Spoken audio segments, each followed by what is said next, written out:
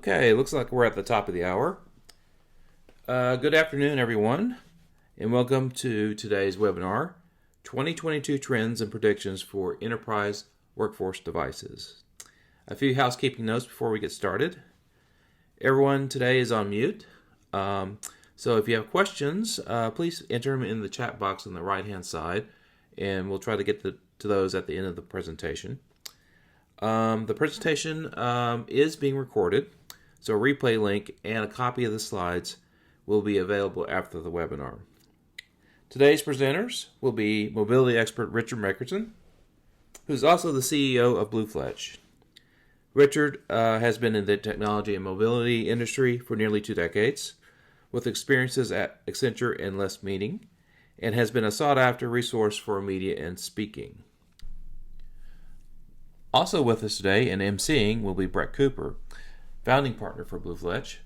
Brett has also been in the technology and mobility industry for over 2 decades with experiences at Accenture and Coca-Cola.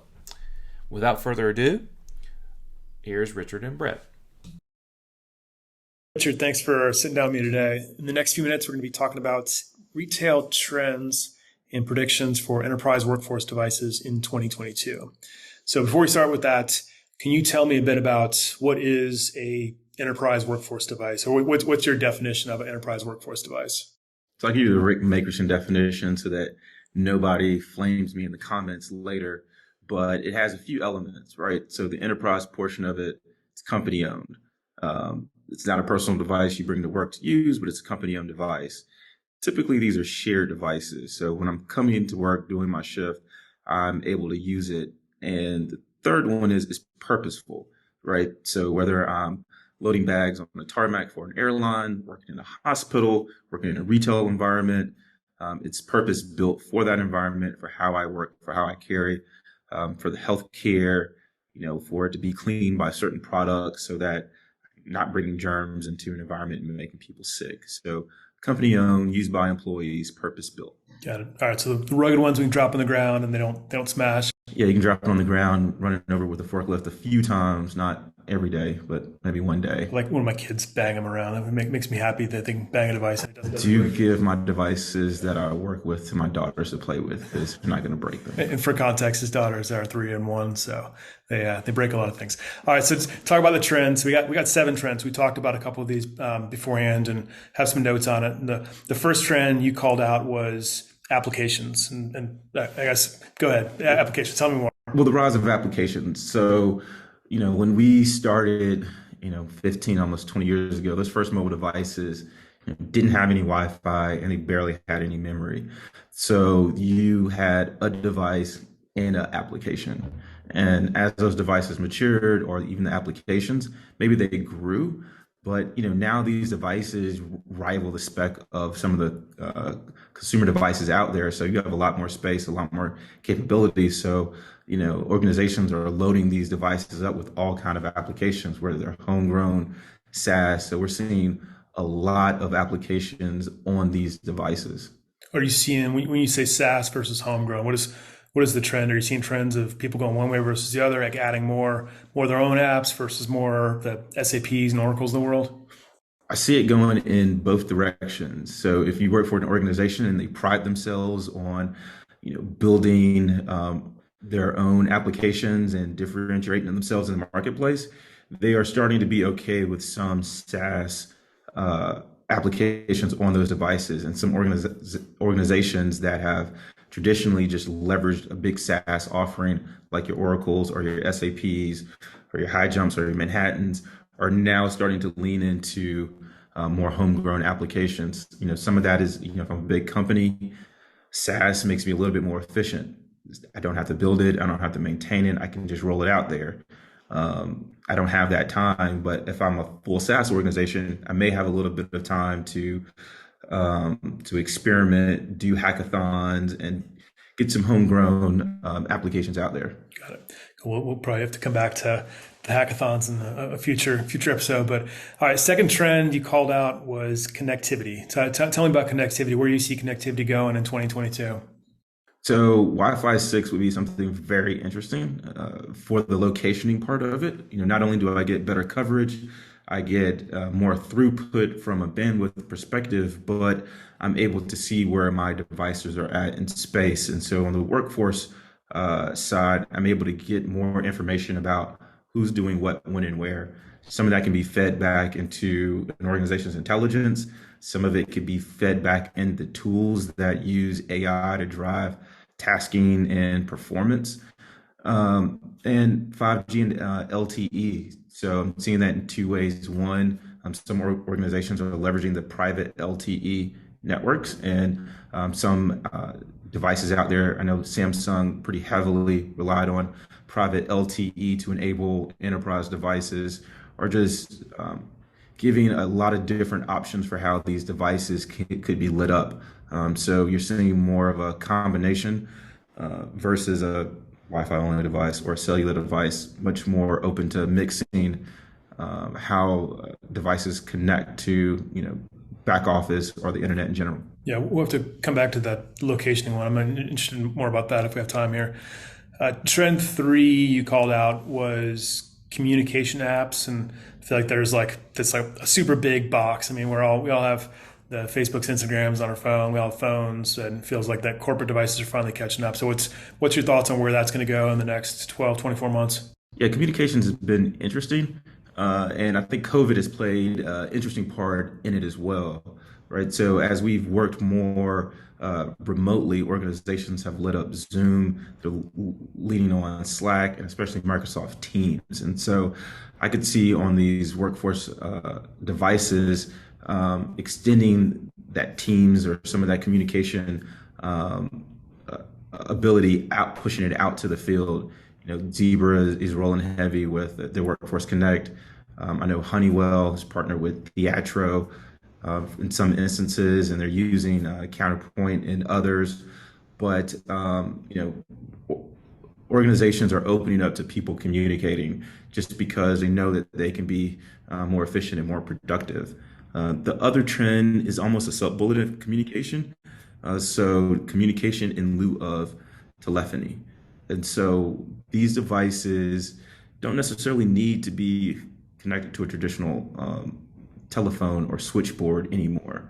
And so I think a trend we'll start to see would be organizations that have a public storefront or public exposure, whether it's on Google Maps, Apple Maps, Yelp, and being able to chat and have that chat make it down to an expert either in a call center or somebody into a store to have that communication. So no longer do I have to pick up a phone. I'm right here in this experience, whether it's in a map or on a organization's website, and just start having a conversation with somebody about a product. As a consumer, directly talk to the person in the store. Yes. Be interesting how that gets picked up. The next trend, and this one I think was a little controversial when you and I talked about it when I looked at your notes. And I noted it was, you wrote RFID and I wrote, this might actually be the year. So I feel like it's been 15 years that this might be the year for RFID. Tell me more about that. Well, it might be, right? So RFID has always been interesting over the last decade. It enables a user to scan, hundreds or thousands of tags in a matter of seconds. It's just, from a cost perspective, it hasn't been attractive. As the costs have come down, and as you have big players or distributing players requiring that products are tagged with RFID, the more people that are implementing it is driving the cost down. But I'm seeing organizations leverage RFID in other ways, right? Whether it's to prevent loss or equipment to know where it's at. So if I have an RFID reader, whether it's on a fixed location or on a mobile device that I could trigger a scan read with, I could have an understanding of where my inanimate objects are at, with RFID. So I'm seeing the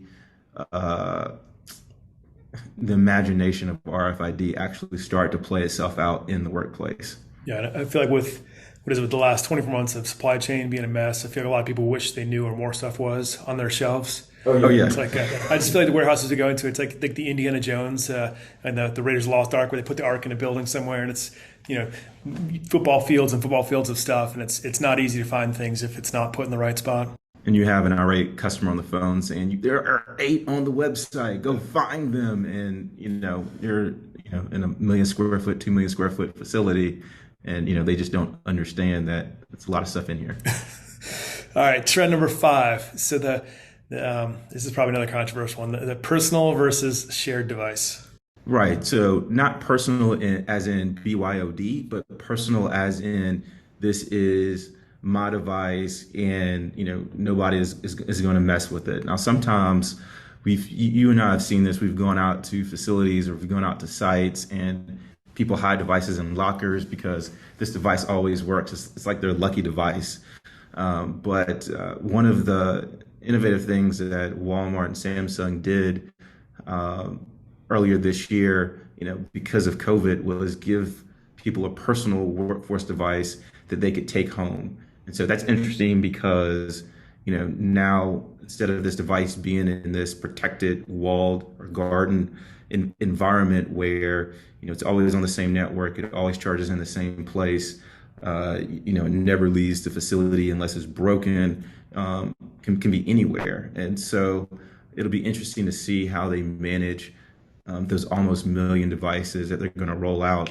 Do they come back to work always on 100% charge or enough charge to get them through the day? Are people taking them home and trying to find ways to hack them?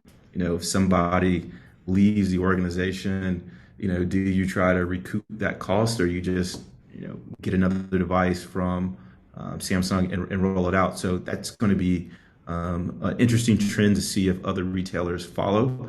I'm still seeing a lot of the traditional just shared devices. So companies are starting to refresh on a tighter window. So I think gone are the 5 to 7 year device refreshes, getting closer to that 3 year refresh cycle. That way you keep the newest technology, in an employee's hands. What do you think is driving that shortening of the life cycle? I mean, the devices almost seem more rugged now than they were 4 or 5 years ago, but what do you think is driving that? Well, I'm not sure if it's something somebody made up in the boardroom to say that 3 year life cycles are what everybody else is doing. And so you don't want to say not everybody else is doing that. And so you say, okay, and you do it anyway. You're starting to see more leases in these devices of how they're acquired, and then device as a service, right? So could I just pay you one fee? It's a constant fee. I can always budget for it, but I'll always know I have the nicest device, right? So it's a bit like me snowboarding. I have the nice jacket and I got the helmet, but every year I'm going to show up and I want to rent, the nicest board. Over time, that, may not be fiscally the best thing to do, but I always know I'm going to be riding the latest and greatest equipment. It makes me feel better. So we'll see how that works. I think the one difference is the snowboards don't get twice as fast every 2 years. They don't, but I feel like I'm running something new, and so I'm enjoying the experience versus wondering if my buckle is going to break or my bundling is going to break this year or not. Fair enough. All right. Trend 6 was locationing or indoor location. I guess locationing in general. So maybe you can talk a bit about that. I think you referred to the Wi-Fi 6 pieces earlier, but tell us more about that. Yeah, so it ties back to trend 2, the connectivity, but indoor locationing, especially with Wi-Fi 6. And then as GPS continues to get better in these devices, right? So can you talk about Wi-Fi 6? Why is that important now versus in the past, like with Wi-Fi triangulation?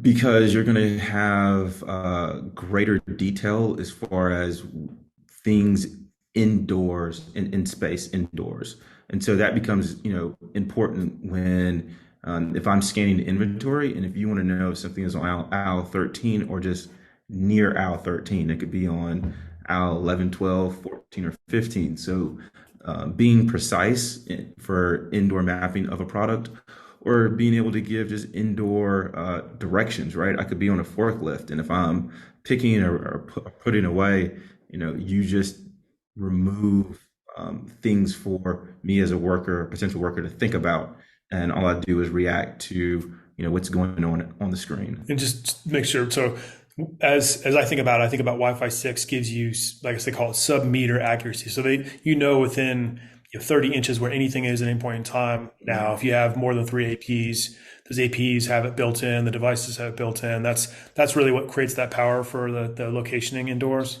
Yep, and back to my, on your website it says you have 8 in stock, and so if you knew exactly where or within a meter where those, 8 pieces of product are, you could find it faster.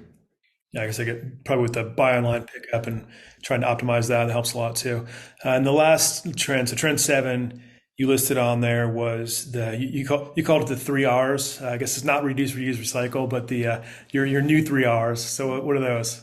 Well, it's not Richard, Rick, and Ricky, but virtual reality, augmented reality, and mixed reality. And so, like I said, these devices are extremely capable. Some of the newer devices are coming out with Android AR Core built in, and so as you know, an employee in the workforce to be able to hold up my device and have a mixed reality or augmented reality experience could become extremely powerful, especially when you want to get that attention to detail and that repetitiveness in check. So whether that's base sequencing, whether it's locationing, being able to hold up a device in a 2 million square foot facility and see exactly where something is in space. I think you're going to start to see this bleed into the enterprise. It's been around for quite some time as far as being able to use it in Yelp or being able to use it in Google Maps, and we're starting to see some of that bleed into some of the cars that are in the marketplace. But as a workforce device, this would have been too bleeding edge as a tool. And in virtual reality, just giving you the ability to tour or see or be somewhere, especially in a situation right now in the late part of this year where it's harder to travel. So how can you give somebody the experience or training somebody in an environment that you couldn't necessarily go to at this point in time? Yeah, that's, I guess, to rear at that point. So you're saying that the CPUs, the cameras on the devices, and then just the sensors around the locationing and other stuff, that's really making that where it's a real thing now. It's not the garbage it was 5 years ago where Yelp would tell you there was a restaurant within the close 2 miles and might tell you where it was in space. But no, it's a combining of almost a little bit of all of these trends, right? So the devices are more powerful. That's why you're able to put more applications on there. So whereas you might not have had a VR or augmented reality application on there, you're deploying that.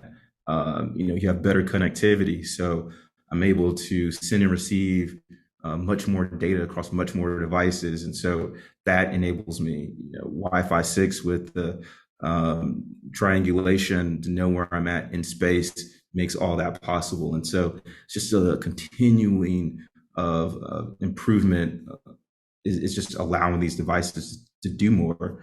And, because some organizations are, not so keen on being homegrown or not so keen on being so SaaS, you're finding, they're finding this Venn diagram of balance for them. So whether they're building those solutions themselves or, relying on a partner, who has those built in and just enabling those on those devices. And back to my point is device as a service. If I just know that I'm going to constantly get the latest and greatest, I'm going to have some SaaS, it just allows, the organization to continue to innovate to the future.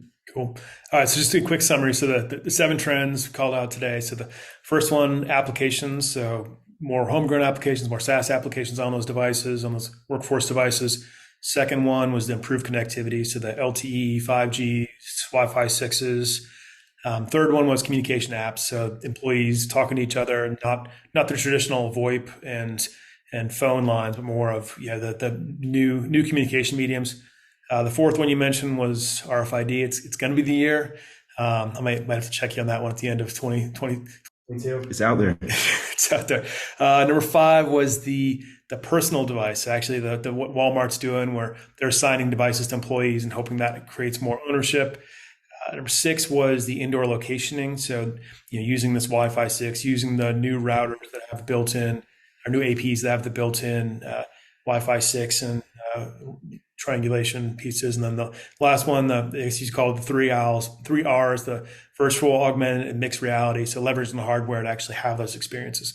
So those are the 7 trends that hopefully at the end of 2022, we'll see a couple of those happen, and I'm looking forward to it. But I guess to summarize today's discussion, if you had 3 things or 3 themes you had to pick out of those, like, are there any things that people ignored the last couple minutes? What would they say? Here's my my TLDR that really is most important for you. So the first one is communication. Just think about how employees communicate is very important. How they would use it, how they would use it as a tool. I know we've consulted and been in organizations where they've really wanted to be rigid with the communication, and as we've won that battle and opened it up, they found so many more opportunities and problems that were happening out in the field that if communication didn't happen, they just wouldn't know about. The experience of apps. So just because the device is more capable, you have more space, you could do more with the device, think about that experience. So if I have a mix of homegrown and SaaS applications, I want to have a seamless single sign-on experience across those applications. Just because I'm giving it to the user, I want to make sure that the user is not having to, have extra clicks to do extra things just because it's an app and it's available. And then lastly, devices will be more powerful. So, think about how the workforce could be more efficient. With great power comes with great responsibility. So it's an opportunity, but it's not a must win. You're not shooting a fish in a barrel. You're going to have to do some work. You're going to have to do some planning. It's going to be a conversation between operations, IT, and the workforce to figure out what's that balance as these devices can continue to do more. Awesome. Cool. And your snowboard will be twice as fast next year. So I look forward to seeing you barrel down the mountain at 80 miles an hour. Or the gremlin on the bottom looks twice as cool either way. Excellent. All right, Richard, thank you for covering these with me today, and appreciate it. Look forward to seeing how these trends play out in 2022.